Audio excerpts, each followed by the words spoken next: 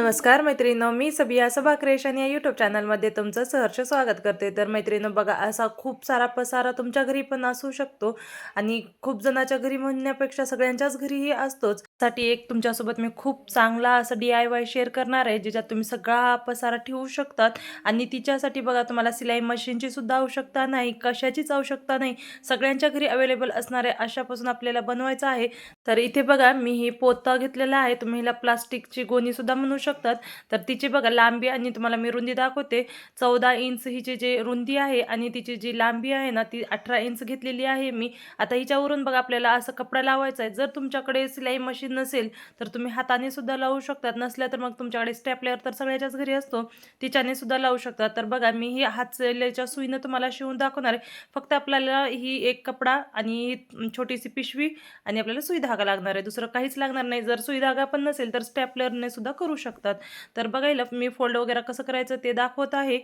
तर बघा, असं 4 फोल्ड करून घेतलेले आहे. तुम्ही बघू शकता व्हिडिओमध्ये. फर्स्ट फोल्ड आणि दुसरा फोल्ड करून घेतलेला आहे. आता ज्या साईडने बघा ओपन आहे त्या साईडनेच आपल्याला हे फोल्ड करायचं आहे. तुम्हाला मी सांगण्यापेक्षा व्हिडिओमध्ये बघितलं तर खूप चांगलं राहील. तर बघा, आता ही दोन्ही पार्टच्या ना एकदम मधोमधी आपल्याला असं घ्यायचं आहे आणि ह्या साईडला बघा हाताने थोडंसं प्रेस करत जायचं, कारण हे पोतं म्हणजे प्लास्टिकचा पोता आहे, त्यामुळे तो थोडंसं व्यवस्थित होत नाही. त्यासाठी असं हाताने प्रेस केलं ना तर खूप छान होतं. बघा, अगदी टाकाऊपासून टिकाऊ सुद्धा वस्तू बनवू शकते आणि खूप सोपी अशी ट्रिक्स आहे. बघा, तुमच्याकडे सिलाई मशीनची सुद्धा आवश्यकता नाही. एक स्टॅपलर किंवा मग तुम्ही हाताने असं सुई धागा तर सगळ्याच्याच घरात अवेलेबल असतो, तिच्याने सुद्धा करू शकतात. तर तुम्हाला मी दाखवतच आहे, त्या पद्धतीने तुम्ही करा. आता ही आपले दोन्ही साईडचे फोल्ड झालेले आहेत. आता जे आपलं ना उजव्या हाताचं जे पार्ट आहे तिला आपल्याला ह्या साईडला असं फोल्ड करायचं. जर तुम्हाला उजव्या साईडचं नाही म्हणलं तरी डाव्या साईडचं कोणते काय होईना साईडचं आपल्याला असं फोल्ड जे केलेलं होतं तिला ओपन करून घ्यायचं. बघू शकता आता ही स्क्वेअरमध्ये झालेलं आहे बघा. तर आता बघा, आपल्याला दोन्ही साईडला तुम्हाला बरोबर आलं का नाही ते चेक करायचं. वरून बघा असं फोल्ड करून घ्यायचं. ह्या साईडने 4 बोट, त्या साईडने सुद्धा 4 बोटाचं आणि वरून बघा एक फोल्ड करायचं. आता मी इथे व्हिडिओमध्ये 2 फोल्ड करून चेक केलं की जाड होतो का पातळ होतो म्हणून. मला हाताने सुई न शिवायचं होतं तर एवढ्या जाडमध्ये सुई जायची नाही. यासाठी बघा मी सिंगलच फोल्ड केलेला आहे. तुम्हाला जर वाटलं तर तुम्ही डबलसुद्धा फोल्ड करू शकतात. तर आता इथं बघा, सुई धाग्यांना आपल्याला 1 टाका किंवा 2 टाके घातले तरी ती व्यवस्थित बसतो. तर मी इथे बघा 2च टाके घातलेले आहे, तिच्याहून जास्त घातलेलं नाही. जर तुमच्याकडे स्टेपलर असलं तर स्टेपलरने 2 टाचण्या मारलं की एकदम परफेक्ट असा बसतो. आणि ही खूप छान आहे बघा, खूप युजफुल आहे. ह्याच्यामध्ये ना भरपूर असं साहित्य बसतो, जे इकडं-तिकडं विस्कळलेले पडतो ना ते विस्कळत वगैरे काही पडणार नाही. अशा पद्धतीचे बघा 4-5 जर तुम्ही तयार करून ठेवलं तर सगळे बघा, लहान बाळाचे औषध, गोळ्या वगैरे पण ठेवू शकता किंवा मग आपलं मेकअपचं सामान वगैरे आपल्याला ठेवण्यासाठी लागतोच. तर असे काही पण ह्याच्यामध्ये युजफुल वस्तू तुम्ही ठेवू शकता. तर आता ही 2 टाके झालेले आहेत. आता का दुसऱ्या साईडला सुद्धा बघा, जी खालची साईड आहे त्या साईडला सुद्धा बघा ह्याच पद्धतीने आपल्याला फोल्ड करून घ्यायचं आहे.